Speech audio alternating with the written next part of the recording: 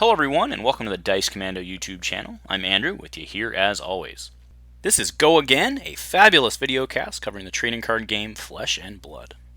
This video and others like this one are possible thanks to viewers like you. Please show your support with a like and subscribe, and be sure to hit the bell notification icon so you don't miss any new videos. If you want to get involved with the channel, consider becoming a channel member. There are many benefits to channel membership, including access to our Discord, exclusive deck tech and strategy videos, and the opportunity to help create channel content.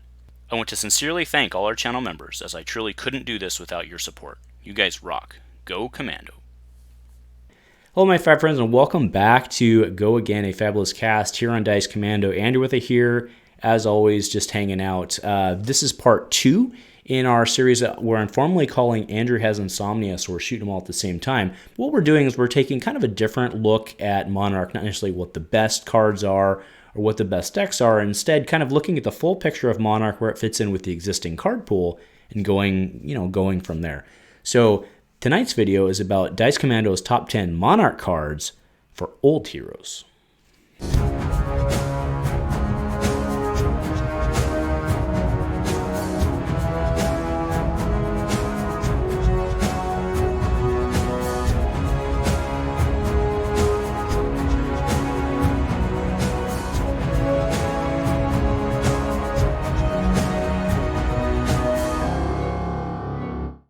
Hey folks, so thanks for joining me again tonight. Just, having a little fun in this series and kind of harkening back and looking at, the entire card pool, and not just all the new stuff. And, it applies for, crazy people like me, who I've got my Dorinthea deck, I've got my Kassai deck, and I've got my Azalea deck. And what cards from Monarch maybe made those better? And, there's a ton of cards from Monarch that do apply to the old heroes. So let's go ahead and kick this off now.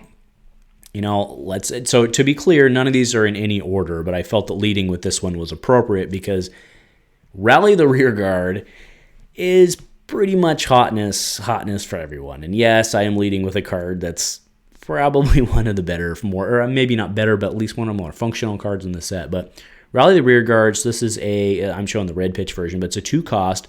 Once per turn, instant, discard a card, Rally the Rearguard gains +3 defense, activate this ability only while it's defending. Now, the reason I'm showing particularly the red is because it has a 6 attack, right? So I do functionally believe that the red Rally the Rearguard, which can, for one permanent card, meaning Rally itself, and it's both permanent because it's a discard, right? But so for 2 cards, you can defend for 5. Because they're all going to defend for the same, but it also has a 6, which I think makes it more relevant, and that's why I say the red pitch makes it more relevant, because prisms, I hear prisms a thing, right? So I think Rally the Rearguard being a generic is relevant for everybody. Like I'm not saying everybody necessarily plays it, but it's a card that I think a lot of people probably are going to end up using. Maybe whether they want to or not, I don't know. But I think Rally the Rearguard is definitely at the top of maybe at the top of everybody's list, but it's definitely a card to consider for everyone. All right, next card is Gallantry Gold, and the reason I put this one kind of near the top of my discussion, again, we need to remember that when we do power rankings, you can't really do a power ranking in this game for like the non-generics, right? Because it becomes different in each hero. So like I said, this is in no particular order, but I really wanted to talk about Gallantry Gold because I think there's a fair amount of discussion here, and there's certainly an argument to be made. And let's be very clear here, I'm not biased on this one because I actually own a Brave Forward Bracers. I actually own a first edition Brave Forward Bracers. So I have it, right? So this isn't about me like being cheap, right? But I think there's definitely an argument to be made here that Gallantry Gold's maybe better in many cases than the Bracers, right? And if you're playing Axes or Sabers, I almost think it's definitely better. If you're playing Dawnblade, probably it's not worth it. Actually, no, sorry. It's definitely not worth it if you play, because you have the defense advantage, right? Brave Forge has the 2 and then the 1 defense. Like that's a net 2 defense, whereas this only defends for 1. But note this is a battle worn, right? It doesn't pop, which makes it really nice, right? So you can defend with it and it's still there. It's not like a, and or it's either defend or use. You get both out of it. So you can defend and then do it. This card's really good for the multi-attacks, right? If you're playing sabers, if you're playing axes, I think this is definitely worth looking at. I think Kassai likes this. I mean, granted, I know Bolton's not an old hero, but the general idea here is it has backwards compatibility, and I think it's a very strong card. The next one, I don't think this comes as a surprise to anybody, is Sikh Horizon.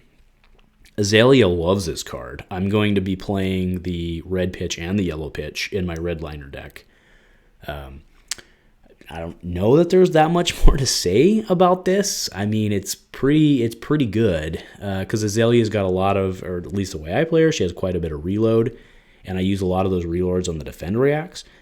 So you can basically defend react, so because you draw up, right? So you defend react, you reload, and then you can Sikh Horizon, throw a card on, and then make it happen. And granted, you have to kind of come up with a resource there somehow, but I think this almost makes me skew more towards, like, I've already kind of reworked my deck a little bit, so I'm playing a little more of those 0-drop arrows.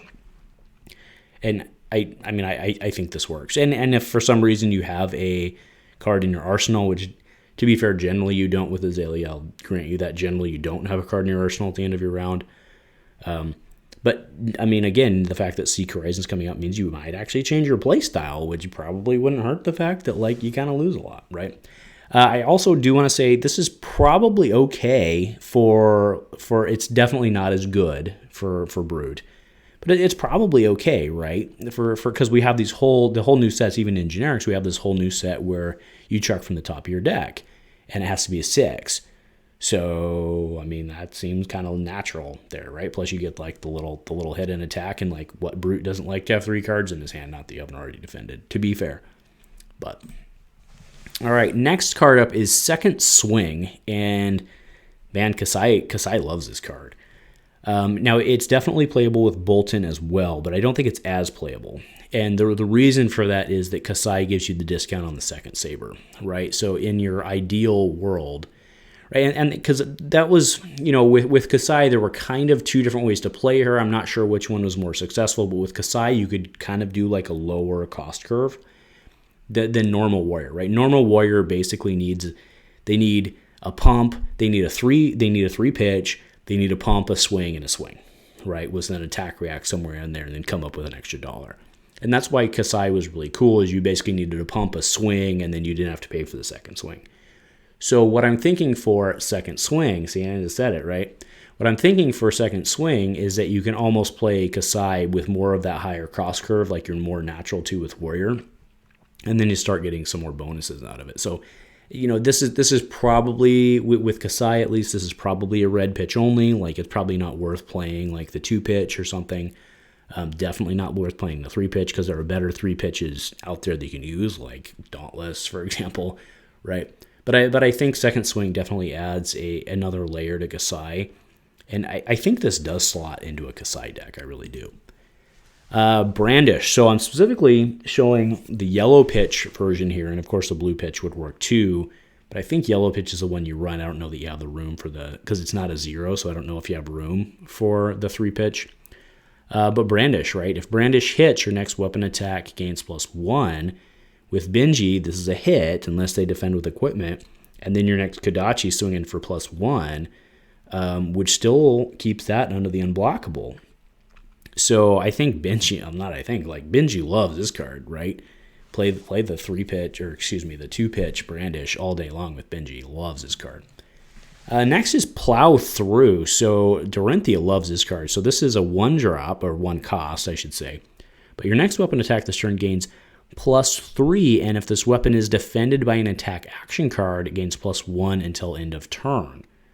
Go again. This may as well have Dorinthea. I mean, it's got somebody with a spear on it, which is awesome, but it may as well have Dorinthea on it, because that's pretty Dorinthea to me. Now, to be fair, there are some repeat axe things, and I think that's where this came from, but it's a Dorinthea card. It really is. All right, next is Rise Above. So this is an interesting card there's quite a bit in this card here, right? But you may put a card from your hand on top of your deck rather than pay its cost, right? If you look at this card on the surface, it's a 2-drop for 4 on the red pitch, and then it decreases accordingly. Card's garbage, right? But it's not, because what you're doing is, and again, this is an Azalea type brute card. I think this one's, I don't know, is it better than Seek Horizon? I don't know. But to be able to be, I mean, that's the way I play my Azalea deck, right? Is all, I basically count on my defend reacts and then set up my turn. And I realize that's not like a huge groundbreaking statement or anything. I'm not trying to say it is. But functionally, Rise Above, be able to throw that arrow on top sounds great. And I think that functionally, because Brute is so used to discarding card from their hand, that if you swing Brute into, or modify Brute, I should say, into that kind of new path offered by Monarch, where you can chuck from the top of your deck, I think this card basically works right into that, because then you can set up and guarantee you're going to get what you get, right? It's kind of a pseudo-opt, but it's a pseudo-opt that saves you money. I mean, it doesn't technically save you money because you wouldn't be playing this card otherwise, but like it gives you what you want. So I think this is completely equal for Azalea and Brood in this case. And there are others that may use it too. This card, Surging Militia, aside from being one of my favorite cards in the set, I just think it looks super awesome. And I mean, in terms of design, I mean, the art's not bad either, but the design's pretty cool. But Surging Militia, this one looked great for, I mean, we should almost say Ninja in general. But I think specifically this one looks really good for like an Ira or a Benji. Right? Next card is Warmongers Recital. So this is a 1-drop, but the next attack action card you play this turn gains +3, and if it hits, put it on the bottom of your deck, go again. This card is, I've been looking for something like this with Azalea, because one of the problems with Azalea is she doesn't have a repeatable weapon that can do damage on its own. You have to consume a card. So one of the issues I have with her is I run out of arrows, and when you run out of arrows, you're done. Right? You're SOL, you're done. And this one gives you the front pump that you're looking for your dominate play, and it recycles it when it hits. So, right, you combine this with some of the other ones we've seen, that's some additional livability, right? You're probably only playing the one pitch of this, but that's effectively 2 more arrows in your deck as long as you're playing it the right way and setting it up with the dominate. So, Warmongers Recital looks pretty good to me. Next card up is Adrenaline Rush. I'll be honest, I just kind of like this card in general, and I felt like it kind of needed to be here. In complete honesty, if you look at like the classic Ira deck that we've all been, pummeled by, bad choice of words, but if you look at the Ira deck we've all been beaten down by over the last couple of months, there's probably better options out there. I completely grant you that. But Adrenaline Rush being a 2, when you play it and you have less, it gains +3. I mean, this sucker swinging for 7, like, if you were to think about like a flying kick, put it in perspective like a flying kick, or, some of the other cards out there that require hits, if you're down on health, this just swings for 7 for 2. I mean, that's why I say it's a little like Ninja maybe. Like, if you can find the space. This seems like a great Ninja card. It really just becomes a competition of, is it the best Ninja card? But this one can certainly do the work for you. All right. And the last card, the one I wanted to finish with, is kind of a fun card from the set. And this is the Stoney Wooten Hog. And this is a bonkers good draft card, by the way. But for 2, when Stoney Wooten Hog is defended by less than 2 non-equipment cards, it has +1. So 2 for 7, just out of the gate. And if they block it, sure, you lose that 7, it goes to 6. But then you just burn 2 cards from their hand, and that makes them, especially, and that's what I said, that's why it's crazy in draft, because in draft, there's not a ton of guys out there who have, like, significant damage on weapons, right? Like, we're not dealing with like Rhinars and Bravos anymore who can still swing for 4s, or Dorinthea can swing for 3. Like, guys have to set their stuff up. And that's why this card's super good in draft. But we're not supposed to be talking about draft, are we? I diverge. So the other reason I like this is just it's another pretty reliable, pretty decent 6.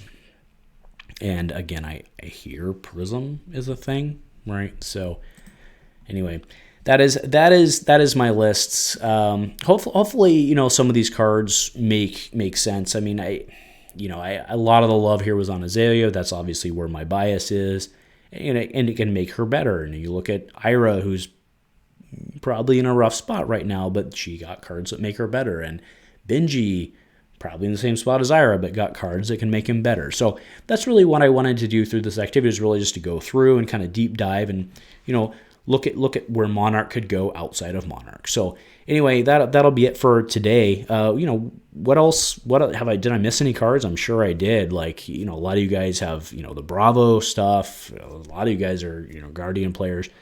There wasn't a ton in there for Bravo that I saw. I know there's that one Majestic in there that's great for him, but I was kind of functioning, you know, we're focusing more on kind of the functional cards. But, you know, like I said, let me give me your feedback. Let me know what you guys are thinking.